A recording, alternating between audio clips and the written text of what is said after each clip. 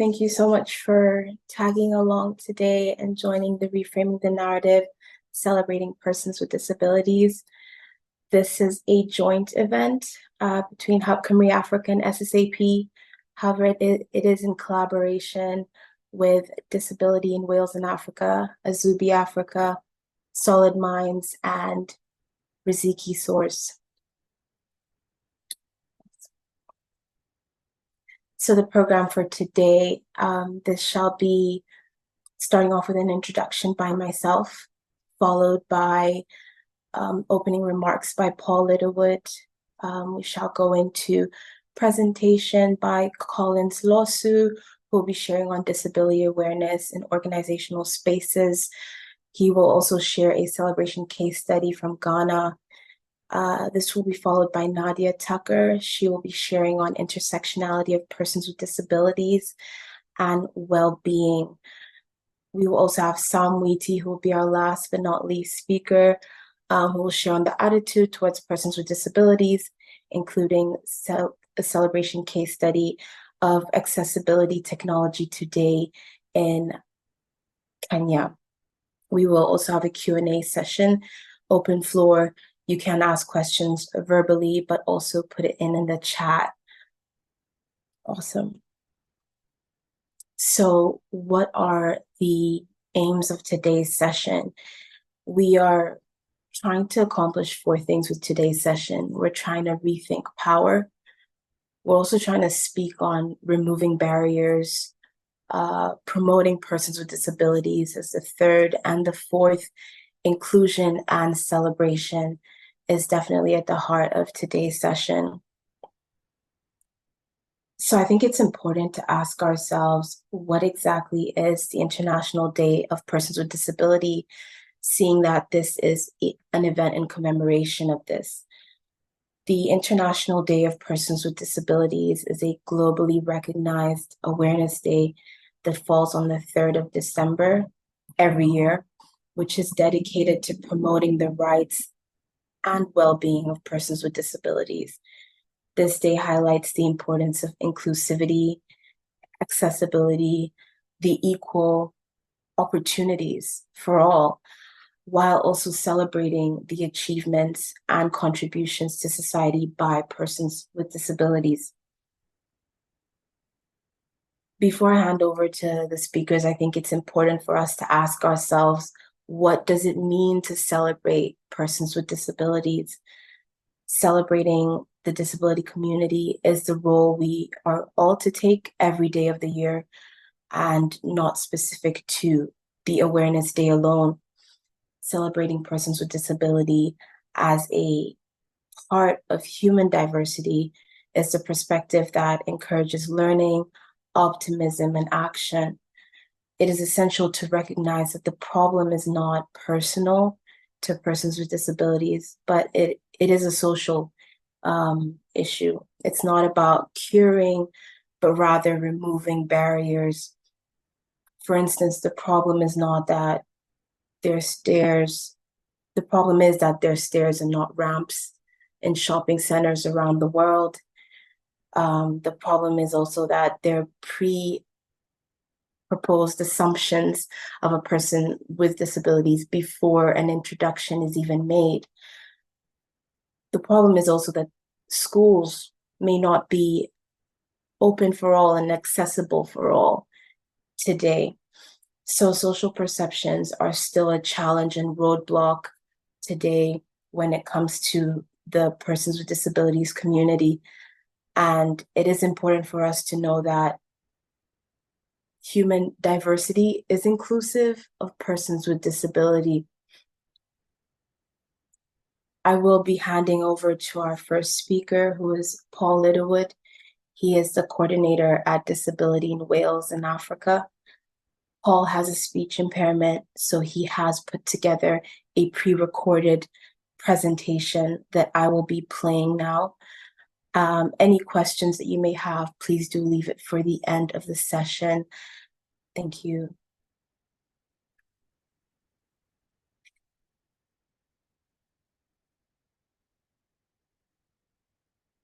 My name is Paul Littlewood. and I have spent most of my career working with disability in various ways. This International Day of Persons with Disabilities celebration has been labeled Reframing the Narrative, Celebrating Persons with Disability. I welcome this title and have called this presentation Challenging a Disability Narrative. However, I think the subtitle, To Get a Good Finish, We Need to Start Correctly, better describes what I want to discuss. I think the narrative around disabled people needs to be closely examined. It is also a vast topic, with many implications for many areas. I can only brush the surface today and recommend further activities to examine the topic at a deeper level. I'm going to use the term disabled people rather than people with disabilities in this presentation. This is because I feel disabled people flows better. I am disabled because of the way society treats me, not because of my condition, for example what I can and cannot do. I do not intend to discuss the pros and cons of each term. Rightfully, or wrongfully, for simplicity's sake, I will also use disabled people as a generic term, including deaf and neurologically diverse people. I am a lifelong disabled person, with mobility, dexterity, and communication impairments. In the early years of my career, I worked to develop and support independent living, before spending 9 years in Kenya with the Methodist Church. I have personal experience of many of the issues being discussed here, both in Britain and East Africa. In recent years my focus has been around developing disability in Wales and Africa, DWA, and, more recently, Share Our Story #SOS. I feel passionate about disabled people's inclusion and disability inclusive development, believing that, at the core, these issues cut across Wales, Africa, and beyond. During this presentation, I will take a line that many may find unusual. Members of DWA and #SOS come to this debate from a whole range of different backgrounds and views, of which my own is just one. The starting point of this presentation is, what do we mean by narrative?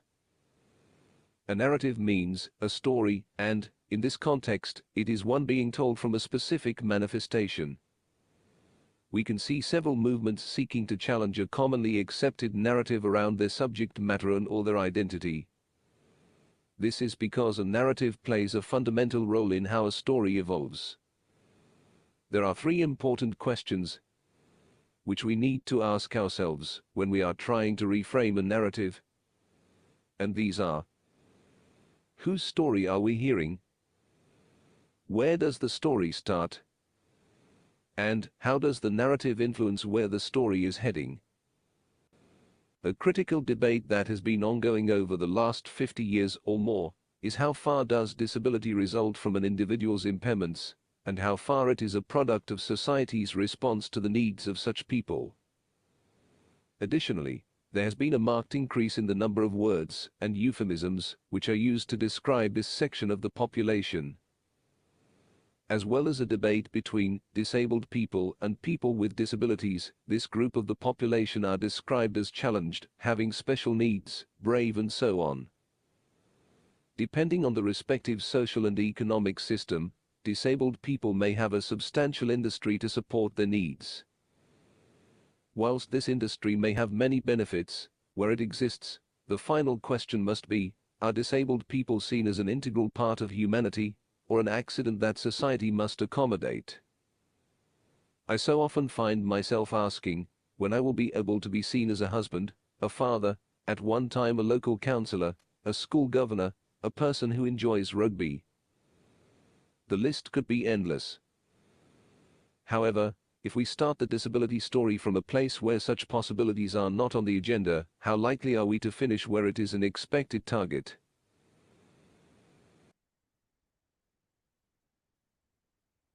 A problem for many people, disabled or not, is that disability throws up so many conflicting narratives.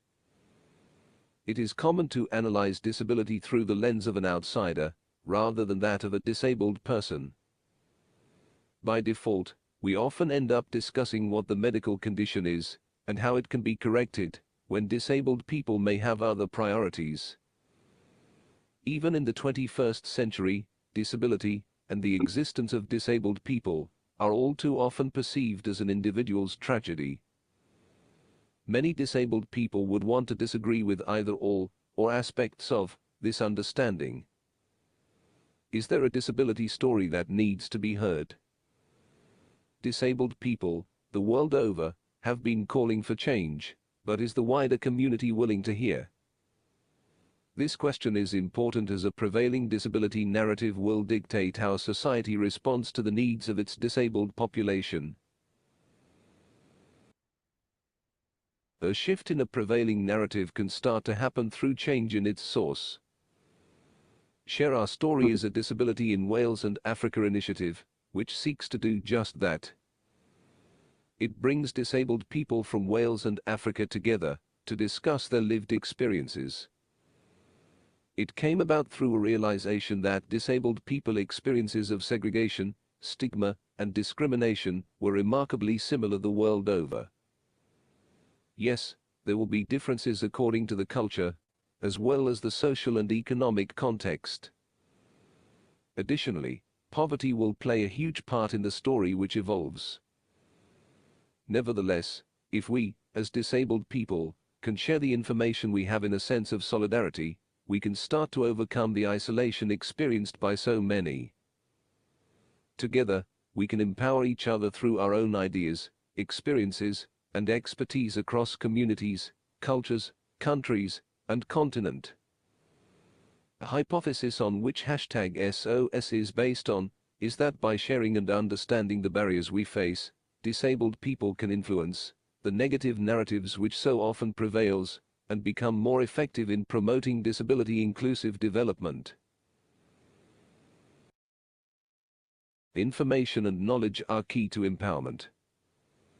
It will influence how people interact with each other. Starting with Wales and Africa, DWA has a goal of global solidarity for disabled people to assist with the distribution of information and knowledge. #SOS evolved from a previous project called Tell Your Story. Here DWA was sent stories by individual. However, DWA ended up owning the story. DWA wanted the storyteller to continue owning their stories. Consequently, #SOS started a WhatsApp group in March 2022, which has become the main forum for people to discuss their experiences. In January 2023, we started a program to develop the #SOS forum further, funded by the Welsh Government. #SOS has over 60 participants in its private WhatsApp group from 10 sub-Saharan African countries, plus Wales. It has generated over 150 stories since January 2023 alone. These stories cover a wide range of topics, including health and rehabilitation, marriage and relationships, employment and education. However, these stories need to be heard by a wider audience, including international development arenas. Therefore, #SOS is developing public social media platforms, such as Facebook, X, Instagram, TikTok, to share our stories with a wider audience. We also look for opportunities to discuss our shared lived experiences at conferences and seminars. The information being generated could also assist various research initiatives. By amplifying the voice of disabled people, #SOS seeks to change where the disability narrative is coming from. Another way in which a narrative can change is by someone introducing a different story around a familiar topic. For many years there has been a close association between the narrative of disability and vulnerability. This seems to have become particularly strong over the past 20 years or more, and was also fueled by the COVID pandemic. Whilst recognizing the element of truth in many situations, we need to ask, when this understanding dominates the narrative, Where is the broader story heading? Is the generic understanding of disabled people as being weak and vulnerable accurate or even helpful? Where does such language leave the inclusion debate? Why has such language become commonplace? One example as to how a change in the narrative can alter the tone of our discussion came at the last Global Disability Summit. To date, there have been 2 such summits, the first being in 2018 in London and the second in Oslo 2022. The third will be in Berlin in 2025. The event in Oslo was largely dominated by various countries talking about how much of their gross domestic product and gross domestic income they spent supporting disabled and vulnerable people, either at home or internationally. This narrative continued until Finland gave its presentation.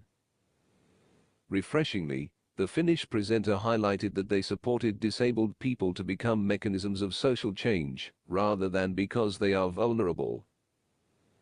This led me to ask, where is this story heading if it is starting with disabled people as mechanisms of social change? How does this narrative influence the support and services provided to disabled people? This is not to deny Finland faces the same issues as other countries when supporting disabled people, at home and internationally. However, the change in language came over as liberating.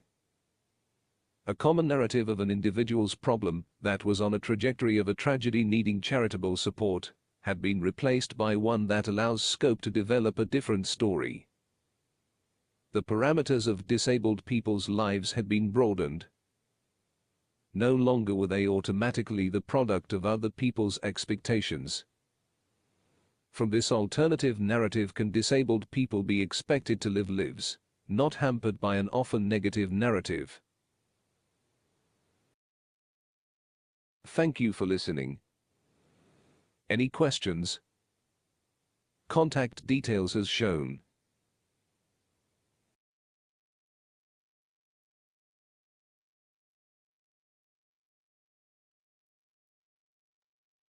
Awesome. Thank you so much, Paul, for that.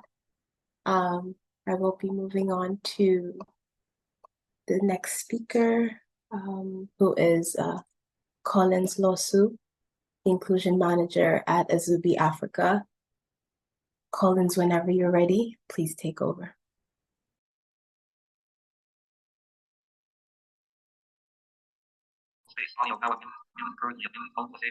Hi, Simbi.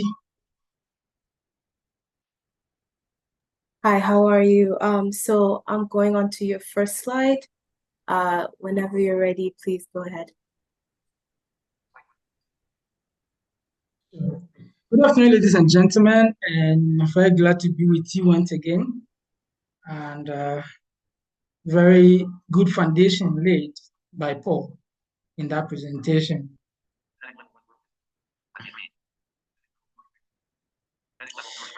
Reframing the narrative, celebrating persons with disabilities, is the theme for which we are gathered here today. Next slide. Under the global theme of United in Action to rescue the SDGs for, with, and by persons with disabilities. And when we talk about the SDGs, we can't exclude the goal 10, which has to do with reducing inequality and promoting social inclusion. And one way we can do this is to change the narrative by reframing what we do and giving directive or perspective to best practices that can help us to attaining these feats. As indicated, next slides. I'm Collins Losu from Azubi Africa, the Disability Consultant and Inclusion Manager. Would help you to appreciate some of the things we'll be looking at in our presentation today. Next slide. I'll touch briefly on the global history of an International Day of Persons with Disability. I would speak about some facts and statistics, myths, best practices, and acceptable, friendly behaviors that we can adopt to ensure that we are reframing the narrative and also ensuring that we are on the good path to achieve a society where everyone has the potential and ability explored to the fullest without barriers or systemic barriers that would hinder their fruition. It is important to underscore the fact that when we talk about International Day of Persons with Disabilities, celebrating persons with disability, it is not because they have they are superhuman or persons with disability are not able to do something and hence we need to celebrate them for achieving that milestone. It is simply because of their determination and eagerness to achieve higher heights despite the systemic barriers that are in their path to achieving this success. It is in order to ensure that we acknowledge the difficulties we as persons with disability face in our social environs as far as systemic barriers are concerned. Next slide.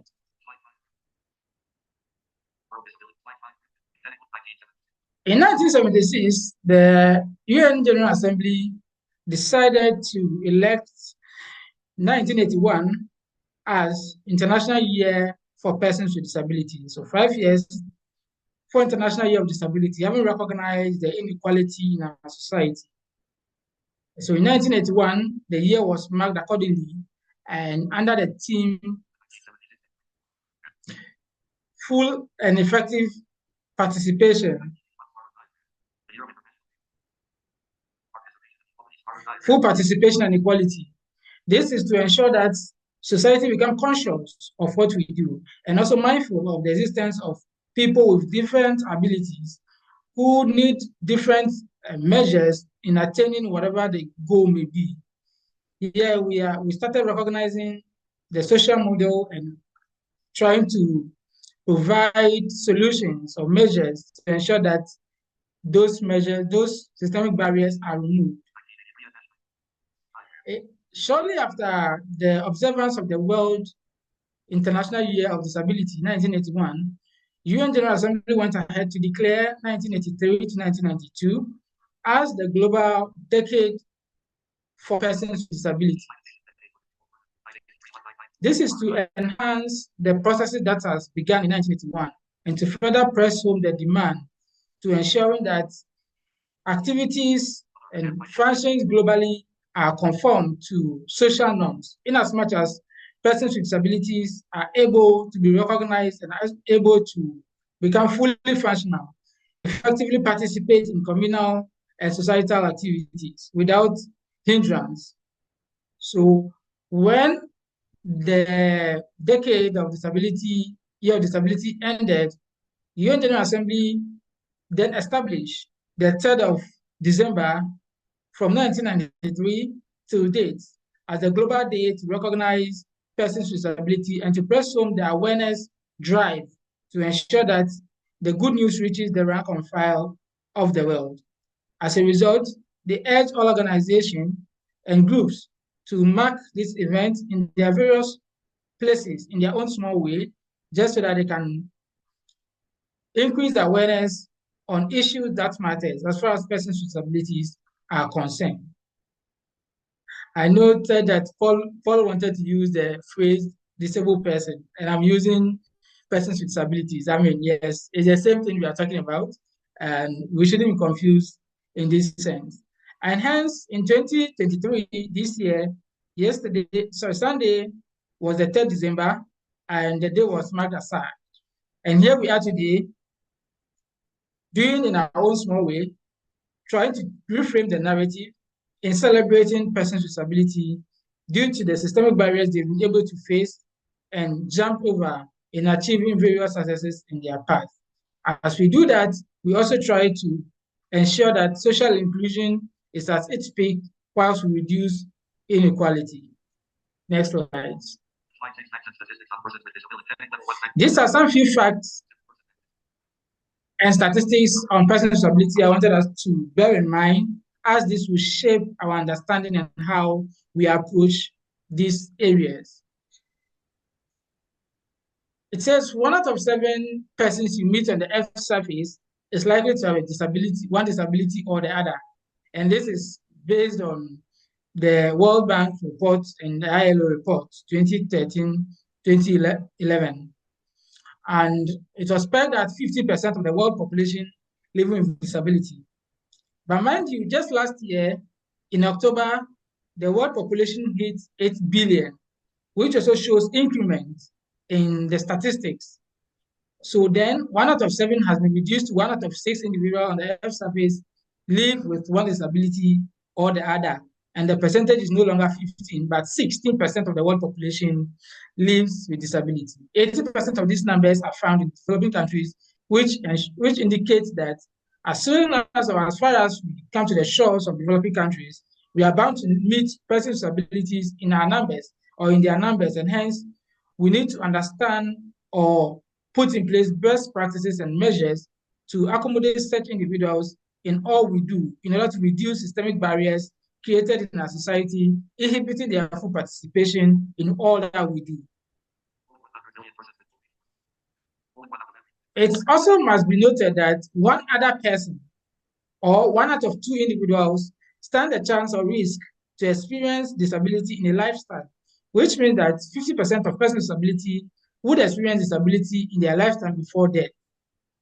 And hence, some of these workshops helps us to understand what we should do, how we handle such individuals, and even if it is not us, we're able to transfer some of these into properly handling such individuals, our neighbors, so that we do not fall into the old way of thinking and putting barriers in people's way, but rather reframing the narrative to change our thinking thoughts, our thinking processes, and to ensure that we create a brighter and inclusive future. Next slide. Usually, people think when we talk about disability, they have erroneous perceptions about what disability means. So, people think as soon as you can be seen falling into a gutter, or you don't have limbs or arms, you can't hear, which is visible for them to know, those are the only things that constitute disability. It is wrong. There are several disabilities that cannot be seen by the eye, they are invisible.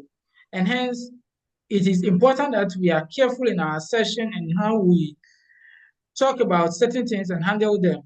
And hence, we need to treat each other as human and not looking at their disabilities. It is only through this that we can change the narrative. People also think disability is an illness, which is false. I agree that certain disabilities may have some symptoms or underlying factors that may appear in the form of illnesses, but that does not represent the disability as a whole. We needed to be careful in judging that or concluding that disability is an illness. It is an erroneous perception. Next slide.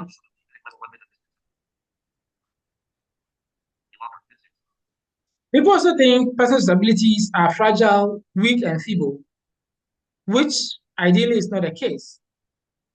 Yes, persons with disability are like any other person, and they may be lazy, they may be weak, but that is not due to their disabilities. And there are people with disability that are even surging more higher in their various roles in their various organizations. And such individuals we tend to celebrate on a day like this because they've been able to surpass systemic barriers to strive for higher heights. People also think persons with albinism in particular do not experience death in their lifetime, which is false. Every human being dies. It is only as a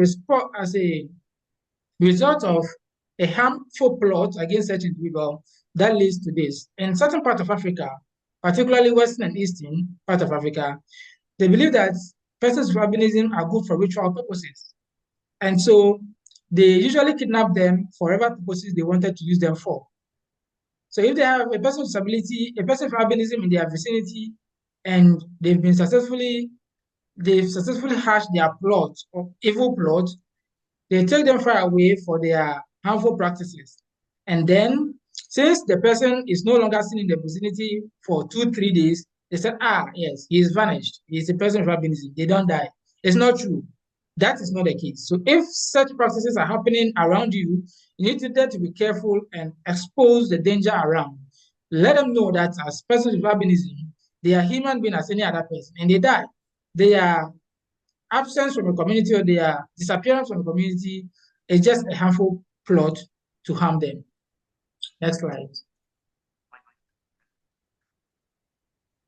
In order to change the narrative in celebrating persons with abilities, we needed to adopt certain friendly practices that would help us or aid us in achieving these feats. When we are very careful in dealing and interacting with persons with disability, we realize that they are just human like us and they are no different. All we need is to exercise restraint and caution whilst handling or we need to be considerate in our actions when handling such issues. Usually people think because it's a person with disability, I can throw anything at him. Yes, he's a human being like you, but it's not at a point when I am asking for, oh, where did you say the chair is? It's when your thought on my disability comes to mind for you to ask me questions. There needed to be exercise of appropriately. So you needed to be appropriate, or you needed to measure your time on when you needed to ask certain questions. Of course, when you ask, it opened the floodgate for you to know more. So I opened the floodgate for you to ask me about my disability, and I'll be open to you to narrate to you what happened and how I get here. This will help you to also build your acumen and also help others who may be in similar situation. But like I said, we need to be mindful on the time we ask, and not when the person is in dire need, is when you start to introduce certain topics, or if the person is more emotional, you're now introducing such topic. You need to be careful and mindful of the time where we talk about some of these things. We need to also be careful in underestimating the potential of persons with disabilities. Persons with disability are very full of immense potential that benefit the entire society. But usually people tend to think for them and hence do not allow them to blast at their potential. That limits their potential. We do not have to treat them with disdain or contempt because they have the potential to achieve, provided the barriers are cleared on their path and the measures are instituted to see them success in their role. When you are engaging with persons with disability, be careful to give them your undivided attention.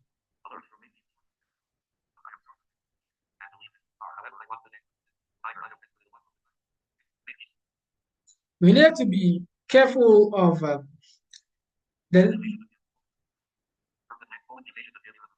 we need to give them our attention because he's dealing with you, he's conversing with you. So you need to pay attention. When you meet a person who is stammering, you need to exercise patience to hear the person out in order to offer the support the person needed. Imagine because you are not patient, you didn't listen to him, and you end up giving the person a different thing, you would rather waste your time to listen to him again. So advisedly, we say that when you meet someone who is stammering, have patience, listen to him to complete the statement. If possible, repeat what you have heard to see if that's exactly what is needed, and then you can proceed to give that offer. Remember to ask clarification before you proceed if you do not understand, and also offer apologies wherever you lose out on courtesy. Remember, he or she is a person before the disability, and treat everyone respectfully and treat them with the same dignity and respect. Next slide. In our various organizations and wherever we find ourselves, I would entreat that we adopt certain measures that would open up the space with the aim of changing the narrative and also promoting the disability inclusion dialogue in wherever we find ourselves. So we usually advise that there's a department in charge of inclusion. Why is this so? Just so that they are able to have an oversight on all that you do. If you have a dedicated department for this, you may not lose sight on certain things that needed to be done. They provide a general advice, they lead you, they give you the best input they could, and they liaise with the authorities that would help or shape the organization to become a world class by attending to the needs of persons with disability. If there's no dedicated department, you see that at the end of the day, you lose sight on certain vital things that either two you may not have lose sight on. For a smaller organization, instead of creating a department, it's better to create a focal desk or focal persons and give them that responsibility to ensure that issues of inclusion are at the heart of all that you do. Once you do that, you need to also enable your environment to ensure that effective participation is at its best. Because when we talk about inclusion, it's not about tokenism, where we allow numbers to be in there to put some numbers and then just say, yes, we have persons with disability among us. No, that is not the mandate. It is to create the enabling environment to ensure full participation in our workplaces. Whilst we do that, we have to bear in mind the provision of reasonable accommodation that allow most persons with disability to thrive in their workspaces and be fully effective per the tasks given them. Once they do that, since persons with disability are coming into the organization and are not coming to work in silos, there's a need for regular sensitization programs to ensure that workforce is brought to speed in understanding how they're able to relate to such individuals and even those in the outside world to understand the perspective on disability inclusion, and that would guide them in acting them appropriately. Deliberate inclusion policies and guidelines should be developed by organization, and that helps them as a blueprint to continue their activities whilst putting or including persons with disability or measures that would make persons with disability thrive in their workplaces. And in doing this, why not? You can reach out to myself or Azubi Africa in shaping your organizational output or in reframing whatever the case may be in order to conform to the necessary ethics as far as disability inclusion is concerned. We are available to run sensitization program, training and workshop for your outfit to be in charge and on top of such issues. Next slide.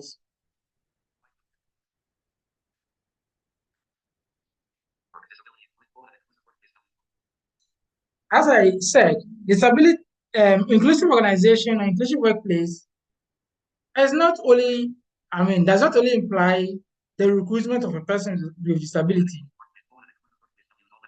but the ability to value all employees at the same pace, their output, and making them productive. Inclusive workplace actually offers persons with disabilities the need to grow and to advance fairly in their role. It provides them the equal opportunity as available to their colleagues or their counterparts. And also understands the challenges that persons with disability face in those roles. So if your organization loses out on these things, then you're not helping to reframe the narrative. You're not helping to celebrate persons with disabilities. You're not helping to become that go-to organization that all persons with disabilities would want to go to. Remind you, we are talking about 16% of the world population living with disability, and hence you needed to ensure that your organizational workplace is accessible to such individuals, which would also intend to increase your network and also revenue or customer base as far as disability inclusion is concerned. Next slide.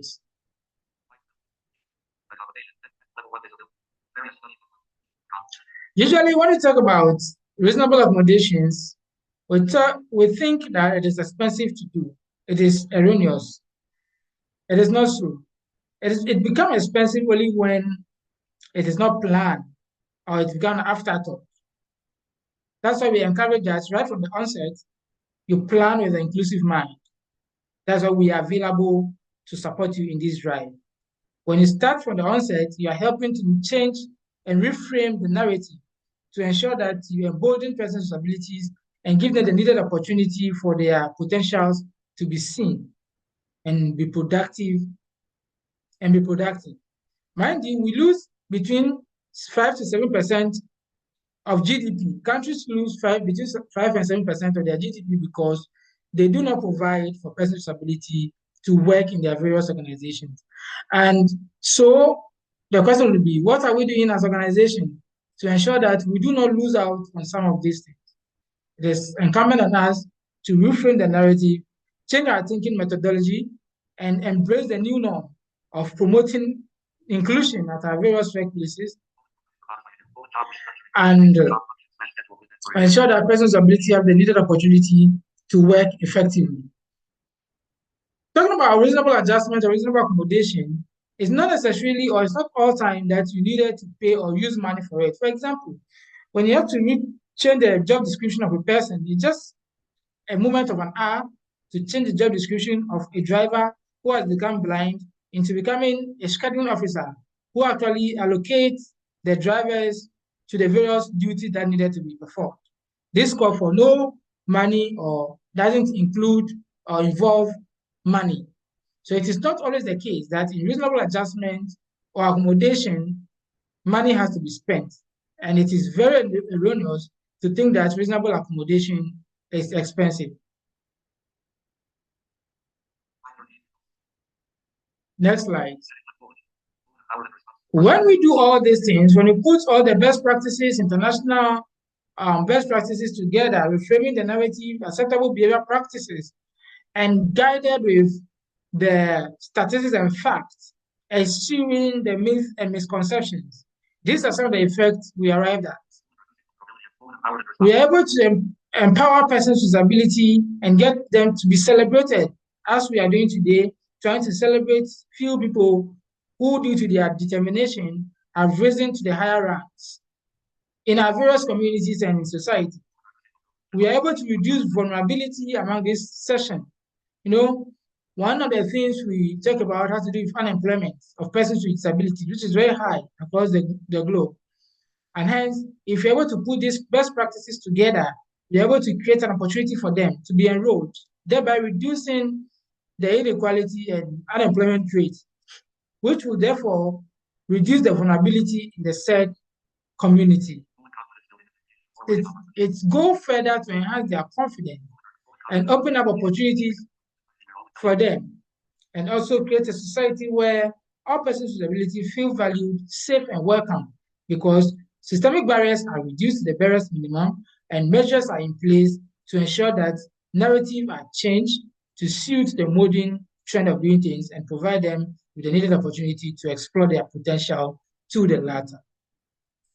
Next slide.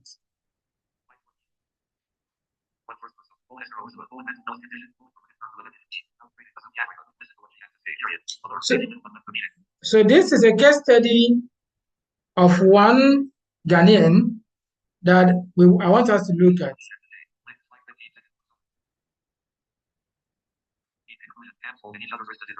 So this is Farida. She is a person who lives with cerebral palsy and currently the principal engineer at Microsoft. She was the founder of Logisio company,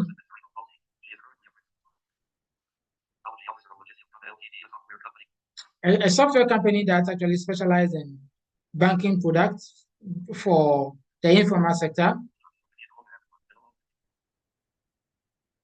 For the informal sector, just so that we're able to bridge the gap, the financial gap between persons with disability and the non, between the formal and the informal. That was his focus. He's worked with few telcos in the industry prior to him joining Microsoft. And he's also a disability advocate and has features in many media, including CNN.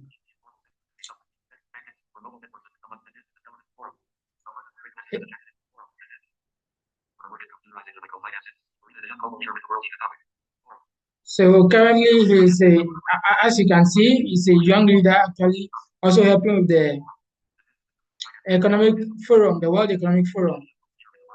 He has achieved a lot. In fact, we can't put all of them here. I would urge all of you to search her on her LinkedIn profile, and you would see more than this. Just to highlight few things. There's also another person, Esther, whose time will not permit us to look at her video, but basically he is a young individual, very talented, and she suffers from CPTSD, and in her quest to further into a tertiary institution, he was forced against her will. He then decided to drop out, join Azuri Africa, and he rose through the ranks. Currently, he's a deputy lead in charge of cloud training. I'm sure the organizers would make the video available as and when, and then, or maybe in subsequent programs, we'll talk about her as a case study to inspire more other people who want to venture into the cloud training or tech journey. For the future is digital, we do not want to leave anyone behind. Last slide. In conclusion,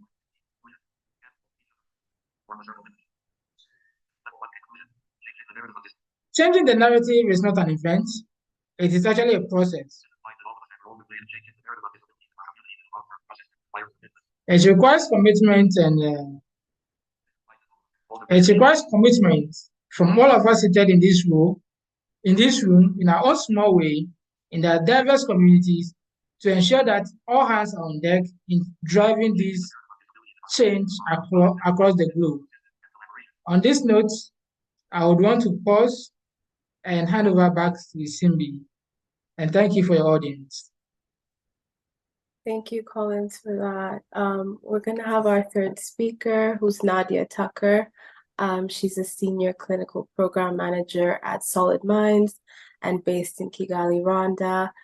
I'll hand over to you. You can just let me know when you want to go over to the next slide. Thank you so much, Cindy, and thank you, Collins and Paul, for such insights. It's really an honor to be in this space and learn so much from you all. I will say that I'm not a person with a disability. Much of my experience comes from a mental health lens. My experience in this space particularly comes from my work with the MasterCard Foundation Scholars Program and Light for the World, that works to support students with disabilities have access to higher education and thrive within those environments. So, but it's really just an honor to be here and to be part of this conversation today. So I'm based in Rwanda, and I mentioned I work for an organization called Solid Minds. Next slide, please, Cindy. So Solid Minds specializes in direct mental health care, so counseling, training and supervision, and research.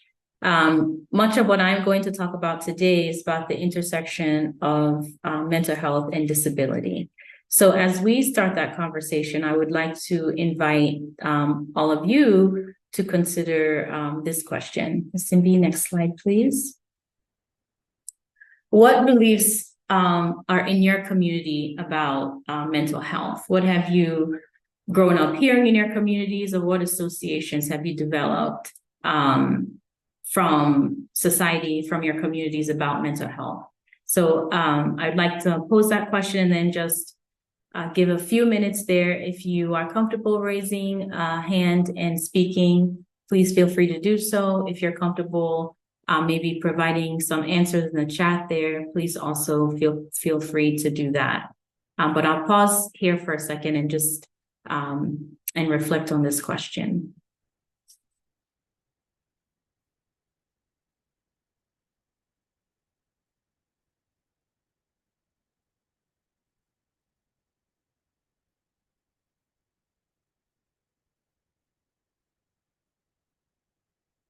So what are beliefs in your community about mental health?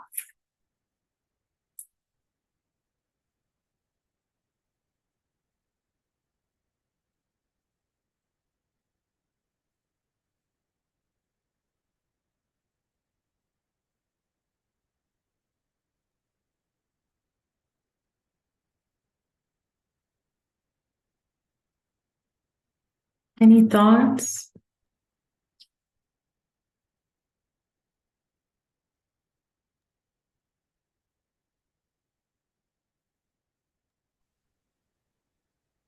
Okay, I see someone saying here, and I'll read this out loud here. Thank you, Julia, for your response. In the UK, things have slowly changed. We now see young people more comfortable talking about mental health problems, but 30 years ago when I started as a nurse, there's a lot of stigma around mental health.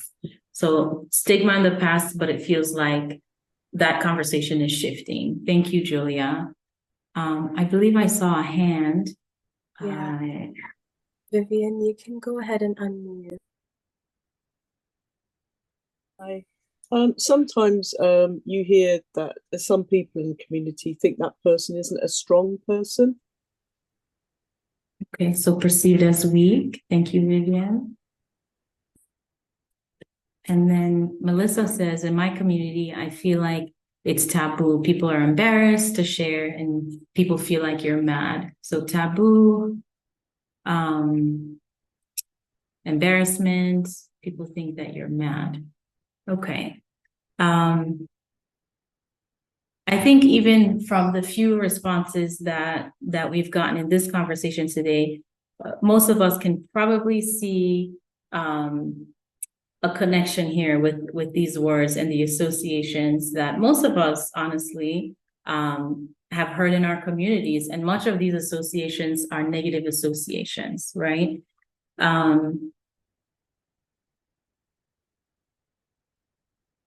And I see Dawson, you say, I see everyone has his or her own level of mental health challenges, opportunities, no one cares, especially in the rural areas. Thank you for those reflections, Dawson. Part of what I was hoping that we could sort of explore in this space today is to think about the associations to the word mental health, and what that has meant for folks who struggle with mental health. And then compare that to what an official definition is. There are lots of organizations in this space of mental health that have defined what mental health is. I particularly like this one from WHO. Simbi, if you can go to the next slide, please. This definition kind of views mental health as a state of well-being in which every individual realizes his or her potential, can cope with the normal stresses of life, can work productively and fruitfully, and is able to make a contribution to his or her community. What I find very interesting about this particular definition is there's no mention of pathology, right? It's measuring a state of well-being, which is really interesting because I think much of our associations, if you take a sample of people, much of the association we have with the term mental health or mental health concerns is connected to mental illness. And I find it really interesting that in this definition, there's not really a mention of mental illness per se.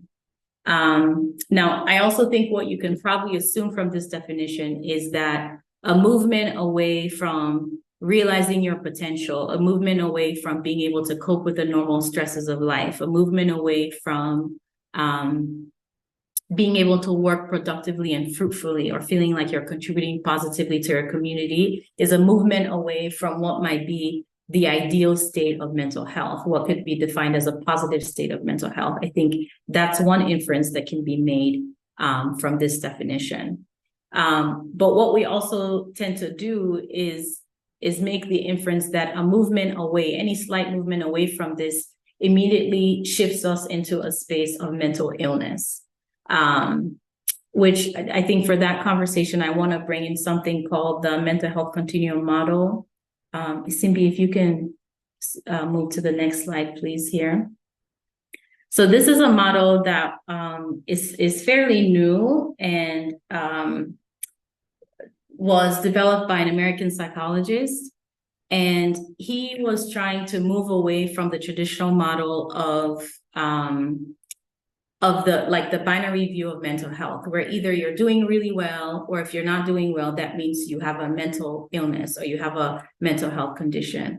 What he proposed was that mental health is actually on a continuum, with one side of that continuum being in a very healthy mental state, and the other side being mental illness. And that for most of us, mental health struggle will come at some point in our lifetime. That means that it's different points in our lives, depending on what challenges we're facing, the ebbs and flows of life, just our unique circumstances. Each of us, most likely in the course of our lifetimes, will move away from this ideal space of, positive mental health. So what does that mean? That means each of us either have, currently are, or will in our lifetimes move away from feeling like we can cope with the normal stresses of life, right? Most of us will struggle with feeling that we're positively contributing to society, right? That at some point in our lifetime, this is something that's almost part of the human experience. What this model also says is that for most of us, if we're able to identify when we're moving away from this space of a positive mental health, if we're able to identify early and address these concerns early, most of us stay in the middle part of this continuum, which you can label as reacting or injured. And in that space, some self-care, some social support, perhaps some engagement with a mental health therapist or professional would suffice in being able to address that concern and overcome that concern. What this model also says is that for folks who, at the onset of that challenge of moving away from an ideal state of mental health, at that onset, if they either don't recognize those signs and symptoms or ignore them or delay in getting support and getting help, that individual is more likely or more prone to move into a space of mental illness where you then might need some more intense care and perhaps for a longer time than someone who's able to identify early.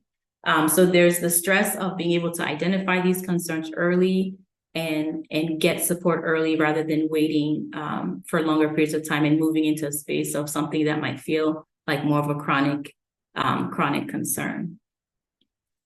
Next slide, please.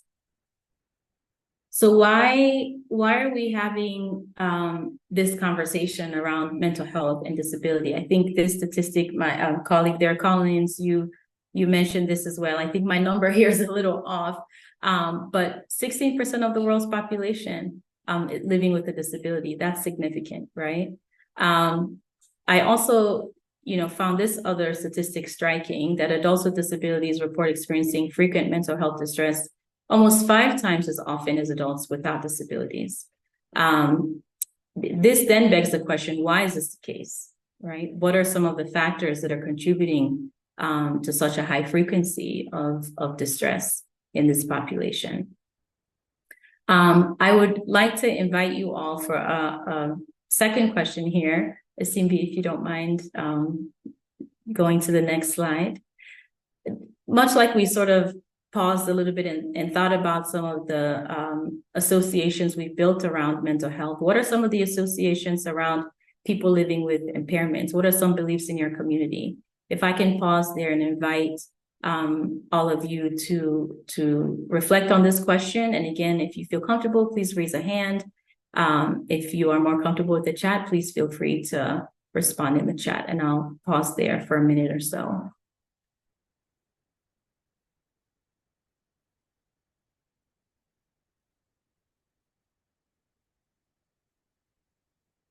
What are some beliefs in your community about people living with impairments?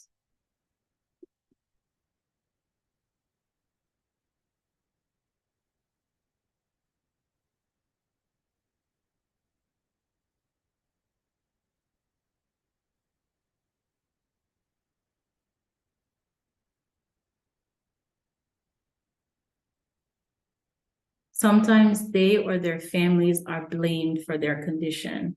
So there's a blame, there's a pointing of fingers, right?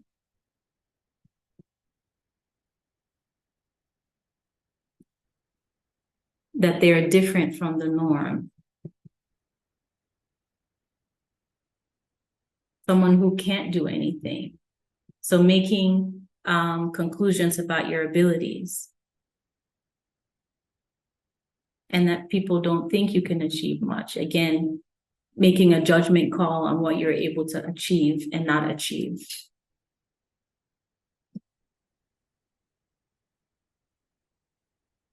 Does anyone see some of the similarities here with the assumptions made from the initial question about mental health and the assumptions that folks make around people who are challenged with mental health, right? There's some similarities here, and much of it is not positive, right? There are lots of sort of negative associations that that society leads with when we have these conversations about people with disabilities or people who struggle with mental health.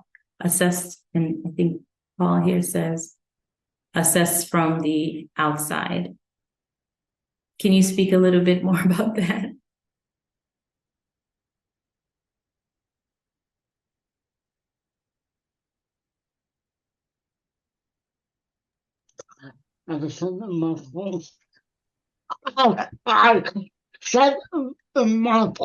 As I said in my presentation, we often become the product of other people's expectation. Yeah.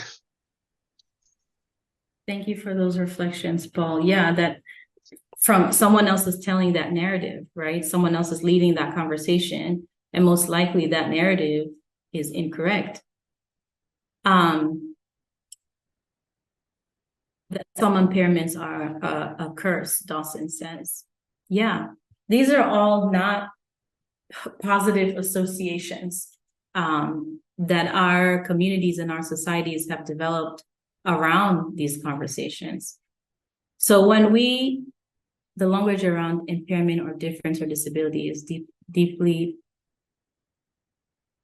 personal, and their usage depends on the person's preference and personal experiences of those words. Thank you for those reflections, Nai. When we talk about the intersection of disability and mental health, I think these are some of the themes that we talk about, right? Next slide, please, Cindy. Consider someone who is struggling with a mental health concern or challenge, who has a disability, and consider how this affects their opportunities and experiences in society and in their communities. Consider all the messages that they're being told constantly as they navigate through the world. So both indirect and direct messages that they're constantly being bombarded by. And then consider what it is like for this person to navigate life on a daily basis. This is what we mean by the intersection of these experiences, is what is it like for this person to navigate life on a daily basis, and what are the challenges that this person has to overcome every day. You can imagine there's a mental health impact, obviously, right? If any of us were in those scenarios, there's a mental health impact there. Some of that might be, Isimbi, next slide, please. An internalization of some of these biases. If you are bombarded on a daily basis by these messages that are inaccurate assumptions about who you are and what your abilities are, sometimes for some people, you may begin to internalize some of these biases, not just towards yourself, but to other people in that community as well. And that can be very harmful. That can lead to poor self-esteem, right? Often doubting yourself, a negative view of self, perhaps feelings of shame or questioning, and a struggle with a sense of belonging, right? That could also lead to, for some people, an impact in decision-making, where you choose to attend school, where you choose to work, who you choose to socialize with, what opportunities you decide to take or not take. And then at times, for some people too, impacting ambitions. If you perceive the world as one that will not be supportive of your journey, and that in fact, not just supportive, but will throw roadblocks in your way, right? For some people, this has an impact in what path then you may choose to take or not take, right? Next slide, please. So what are some recommendations for organizations that are hoping to talk about these challenges, address them directly, and explore solutions around some of these challenges? First, I think safeguarding policies are a good way to begin. So to be able to recognize and mitigate harm, to be able to create a safe and welcoming environment that is anti-harassment, anti-discrimination. I think some of my colleagues in the room here spoke a little bit about this in their conversations. And policies that are not just there, to be in a sort of like tucked away somewhere, but policies that have measures to respond when they're not adhered to, right? What do you have in place when these policies are not followed or adhered to? What do you have in place to make sure that a breach in these policies is addressed? A second recommendation could be to build collaborative relationships with organizations in the community who specialize in this space of conversations around disability or conversations around mental health, and being able to join with these organizations in creating initiatives in the community to spread awareness and lessen stigma.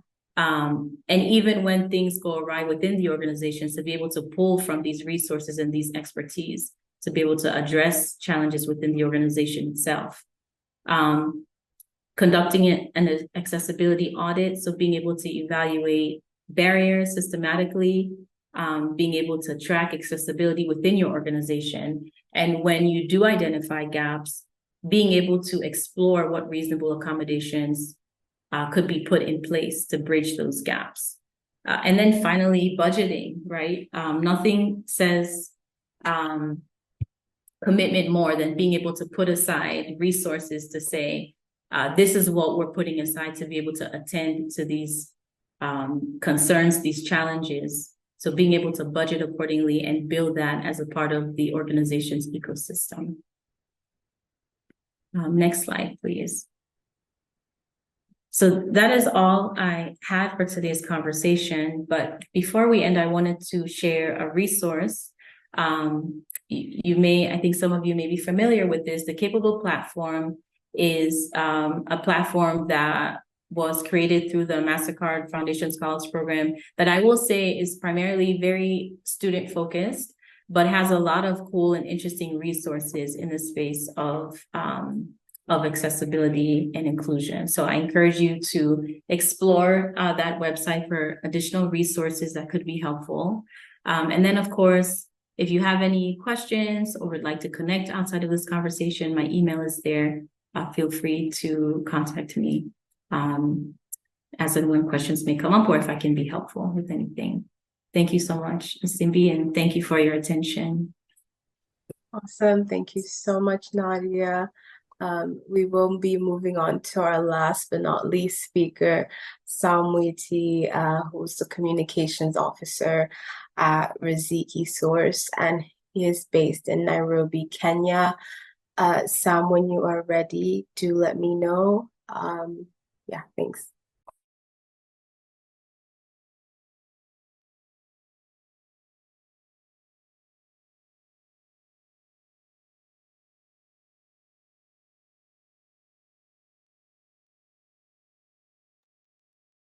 Sorry, we can't really hear you, Sam. Do let us know when you are ready. Thanks.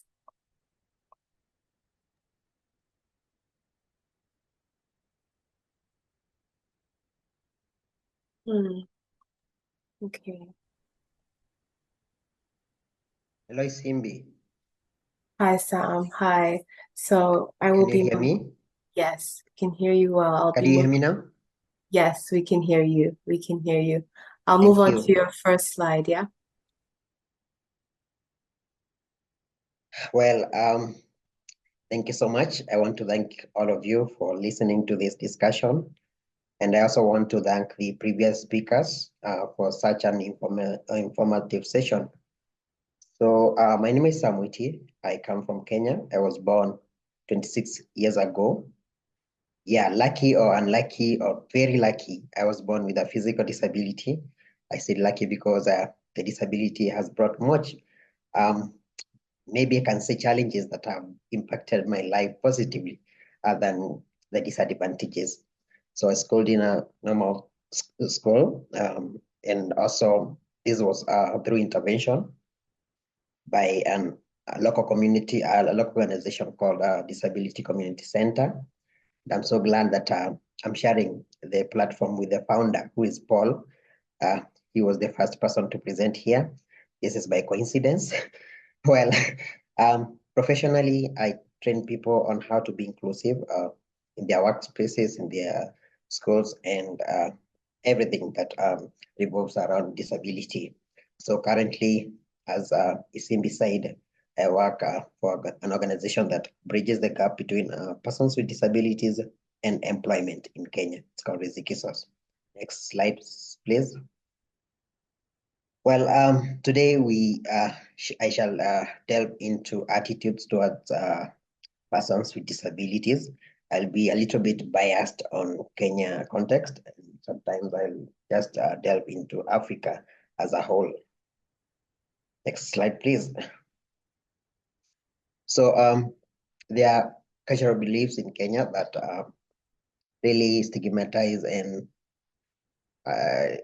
exclude persons with disabilities. For example, many people believe that having a child with disability is a form of curse, and as a result, you are burdening to a family. So this itself results to discrimination, and many persons with disabilities are not given opportunities. So some of the, as a result of this cultural belief, we sometimes find they are causing death of people with disabilities. The speaker earlier talked about albino, people with albinism being maimed because they believe that they use their genitals to make germs that are used to cure diseases and do their mysterious acts that are so insane. Next slide, please. So looks and stares affect persons with disabilities negatively. So for example, when I go outside because I use a wheelchair, many people tend to think that this person is so vulnerable, is so disadvantaged, without knowing that personally I work, I earn my livelihood myself. There was a time I visited a mall in Nairobi, capital city. I was going to buy some shoes. So the security guard manning the entrance hounded me away simply because they thought I was there to beg. So this kind of attitudes result to stares. That's why you see, as a person with disability myself, whenever I walk in the street, I feel bad because some intrusive looks kind of affect my mental health. I feel like I'm so independent. That's I feel I lack confidence when I want to just take a walk around the city. Next slide, please. Well, the stereotypes. These are assumptions that are based on misconceptions and lack of understanding, and sometimes as a result of societal biases. Most of people believe that persons with disabilities entirely they need assistance.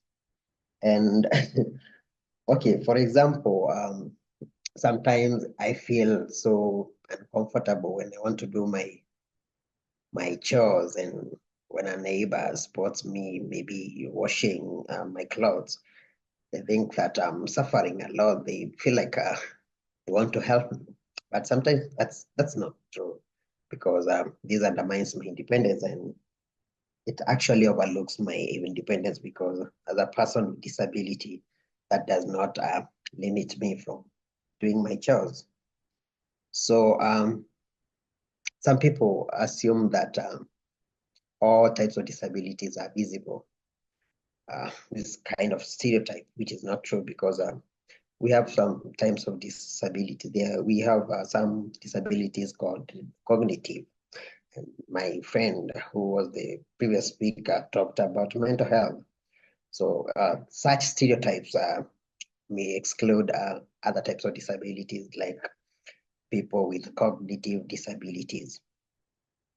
So there is this interesting scenario that I know most of you are fallen to, and it's about the way you congratulate persons with disabilities. Oh, you have a disability and you're dressed so smart.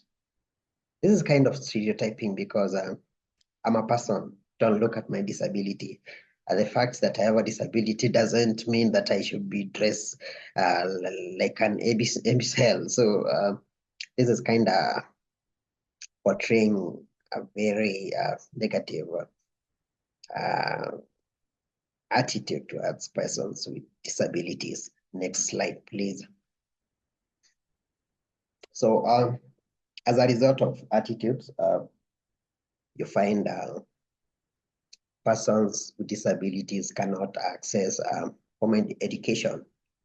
First, it starts with the way the school, the system, the barriers that are there when you want to try to access kind of education that others can access. Well, I said earlier, I was schooled through intervention by DCC, a community-based organization in Kenya that was founded by Paul. The moment Paul spotted us, we were born 3 people with disabilities in one family. So most of the schools could not accept us to use their facility to learn, because the attitude of the entire school management, the board, the student, was so negative about us. And believe me or not, we were denied the opportunity until there was intervention to coax. It was a form of coaxing them to onboard us, and eventually they agreed. And I tell you, the attitude itself was an undermining factor to my performance.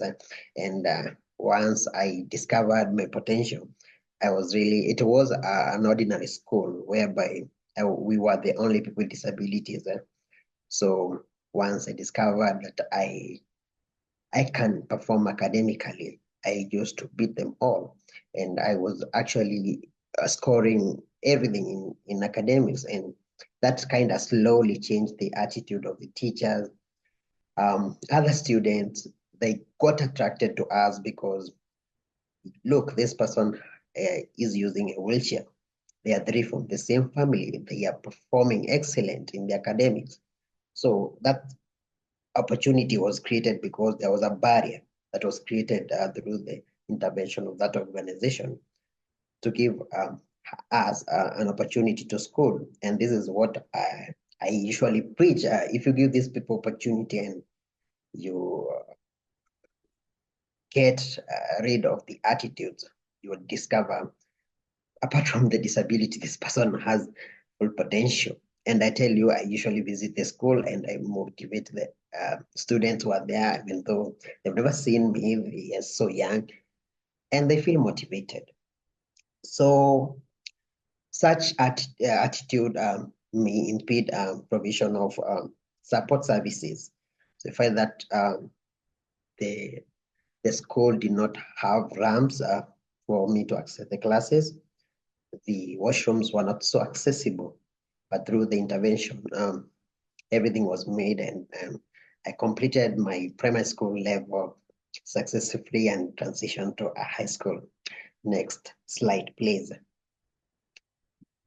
Well, this is where rubber meets road, and employment opportunities where persons with disabilities are not even given an opportunity. For example, in Kenya, because they believe, first thing, this is a burden. they believe that onboarding a person, let me say a person with hearing impairment, we normally call them quote unquote deaf, will necessitate a use of sign language interpreter. And this is expensive for them as they perceive it. They kind of downplay the return on investment of hiring this kind of person, because once you employ a person with disabilities, such says, they for instruction, they get a lot of, they are loyal to the employers because it was a challenge for them to accept that form of employment. So everything that they do, they will do to their level best just to ensure that they don't get back to where they work before they got the job. So some employers do not consider qualifications and abilities of applicants because they cite them on the basis of their disabilities, which is very wrong. Next slide, please. Well, the attitude itself can make public spaces inaccessible for persons with disabilities. Well, many people, especially in the Kenyan context, believe that, of course, this is obvious. They believe that we, as a person with disability, you contribute nothing to the GDP of the country, which is very wrong and very untrue. As a result, they don't invest to ensure that the infrastructure is accessible. Most of the buildings in Nairobi, they don't have elevators because they were built a long time ago. So as a result of that mindset, you find that, especially when this is a story 2 years ago, I wanted to change my ID to replace my ID at national identification. So the place was so inaccessible because I use a wheelchair and there was no elevator. So as a result, I could not just get to the building because of the challenge of the barrier and the barrier of the staircases.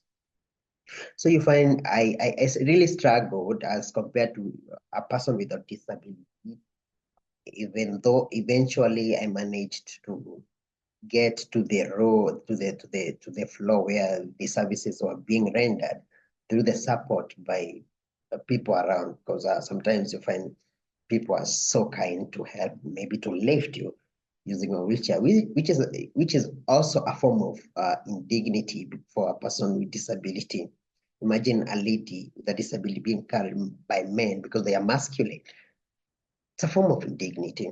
So this lack of accessibility can contribute to exclusion and isolation of persons with disabilities. Next slide, please. So after all this, after all these attitudes, what can you do to ensure that you integrate persons with disabilities? Next slide, please. The policies that are set in your country, in your workspaces, everywhere you are, everything you do, ensure that they are inclusive.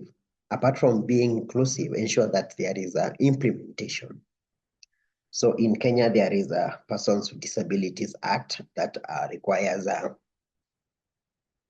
government agencies, private companies, and every employer to at least reserve 5% job slots for persons with disabilities. Guess what?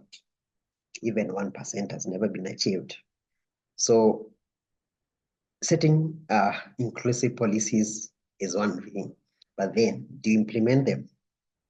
Another thing to just address this is ensuring that there is diversity in every thing that is done or activities. And I want to thank you, Isimbi, for even ensuring that we have diversity in representation. Myself, I have a physical disability. My friend earlier had a visual impairment, and Paul has cerebral palsy and speech, which is kind of representation, because most people believe that disability is homogeneous. No, that's not true. Different disabilities require different approaches, and they have different needs. So another thing I would like to, like you said before, it's to celebrate differences. So they set aside this day just to recognize this marginalized group of people amongst the population. I can ask you how many organizations, how many state agencies in your respective countries did this kind of awareness. This will encourage a culture that helps people to celebrate differences rather than seeing them as burden, rather than seeing persons as different. And they will stop viewing us like obstacles. Next slide, please. Well, again, this is another thing to thank you for, and sorry, Simbi, for mentioning your name severally. So educating people and creating awareness is something that will break down stereotypes and will foster an inclusive society. So activities like this one in your organization, you can also start initiate programs to like disability awareness month, maybe days in companies, some sporting activities, because there are activities that involve sports tailor-made for persons with disabilities. I wonder if most of us here have ever seen a blind person playing football, a deaf person playing football. So this is also a thing that I would encourage us to embrace and initiate in our respective workplaces and environments. So another thing to address in attitudinal barriers is creating an accessible environment. We talked about making ramps, providing sign language interpreters. Even if you cannot provide sign language interpreters, there is captioning. So accessible environment also is what we call also reasonable accommodation, because if you employ, let's say, a person with vision impairment, quote unquote blind, if you provide an allowance for the guide, because you discover this person will require someone to guide to the workspace, to lead them to the bus stops. This is something that will integrate different types of disabilities in all aspects of life, and this will also foster an inclusive environment for anyone. So the language, the phrases that we use, they are phrases that are so derogatory, they are so demeaning. So we have our local language here, Kiswahili, and there are some words that people use to refer to, especially a person with a wheelchair. There is one word, I can mention it and I'll explain later. They call us kiwete. And in our context, when you start a sentence with ki, means you are an object, you are an non-living. So some languages tend to kind of promote exclusion, and this one affects even the mental health of a person being referred to. Again, to address this, we should also establish channels for feedback and try to seek inputs from, especially when you have a company and you're dealing with products. So you expect, most likely, you will have customers who have disabilities.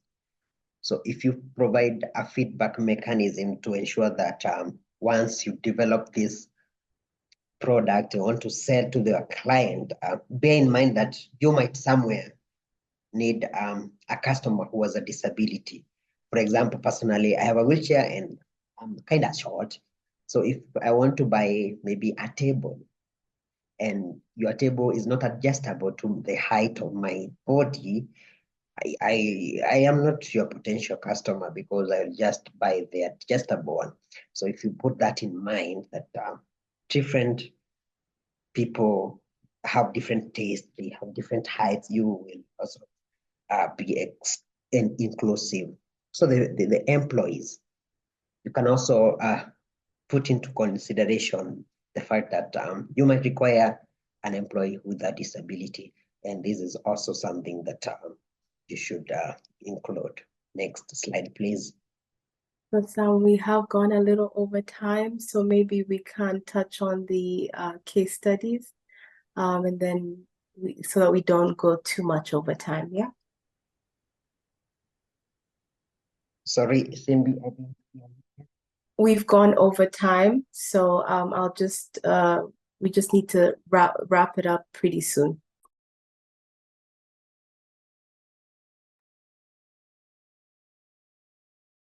Hello, Cindy. Can you hear me? Yeah, we've gone over time. We've gone Yes. over time, so we might need to wrap it up. Yeah. Yeah, sure. Yes. This was actually something that I had put into consideration. Yeah. Very quick, we can look at the assistive technology examples in Kenya, whereby many people have come out to celebrate and just do changes that will have ripple effects on putting lives of persons with disability at a better pace and improving their lives. Next slide, please. So we have this mobile application that was designed by a person who is deaf.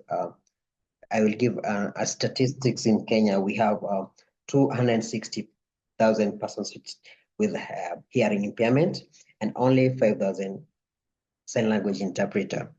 So you can compare the numbers and realize that it's hard for 500 interpreters to serve 2,260 people with hearing impairment.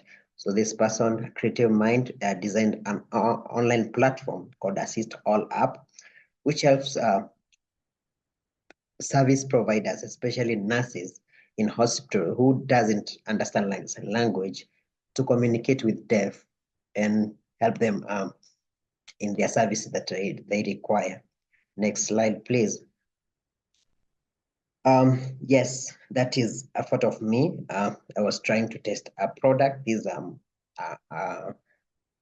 a company in Kenya that specializes in taxi services. So this car is designed in a manner that for me as a person who has mobility challenges, in order for me to board that car, I require the seat to come out. So this car is made in such a way that the seat can adjust itself through a button, lift you up and place you to the right position for you to be ferried wherever you want to go. Next slide, please. Another creative mind in Kenya still developed this PresNet VR, virtual reality. It helps learners with disabilities in schools to access formal education through VR. There's places that as a person with disabilities cannot access. And using virtual reality, you will be given that perspective of what is being talked to by the teacher in a video form. And this is a form that will help persons with disabilities access education. Next slide, please. So ladies and gentlemen, that has been my time. I thank you for your time and I'm grateful. Thank you. Thank you so much.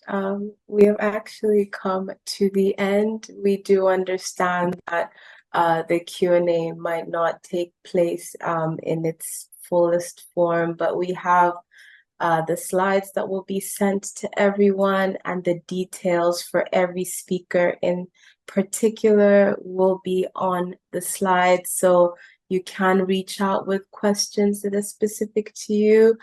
And we do want to ask if it's possible if we can just have just 1 minute of your time to do a feedback form, and then please feel free to leave right after that. Thank you so much.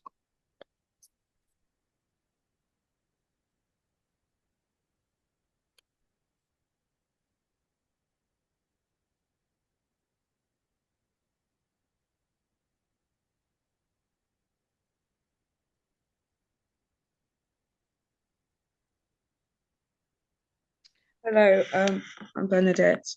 I've got a question for Yes, for sure. second speaker. Yes. He mentioned, I can't remember his name now, my apologies. Oh, Collins, no problem. Collins. Yes, he mentioned about the practices of well, it's really killing, isn't it? Murdering of people with disabilities for rituals and things like that. I was quite shocked that that's still going on, and I just wanted to know what's been done in terms of the government and the banning that. It's unacceptable. Awesome. Collins, would you want to answer that?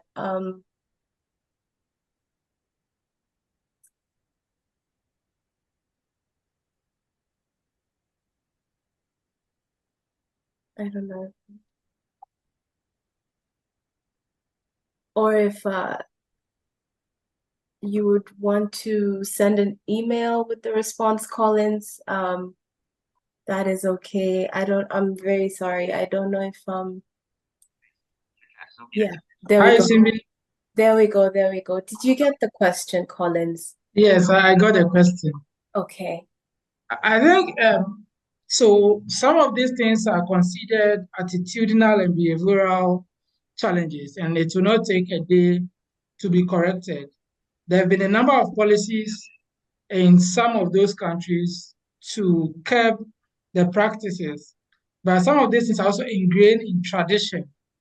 So although it is not as loud, as pronounced as it has been in the last 10 years, which means we are seeing a significant decline, but the fact is, it still exists. And we can only urge all of us, like I said, the fight to change the narrative or to reframe the narrative is not the prerogative of one person, but all of us seated here putting our hands on deck to ensure that the changes are realized. So we are all acting as ambassadors to ensure that we raise awareness the more so that people can change from the old way of doing things. Thank you. Awesome. Thank you, Collins. Yeah, I guess if you filled out the form, you can leave, but I just want to thank the speakers all so much for your time today and just the information and knowledge that has been shared.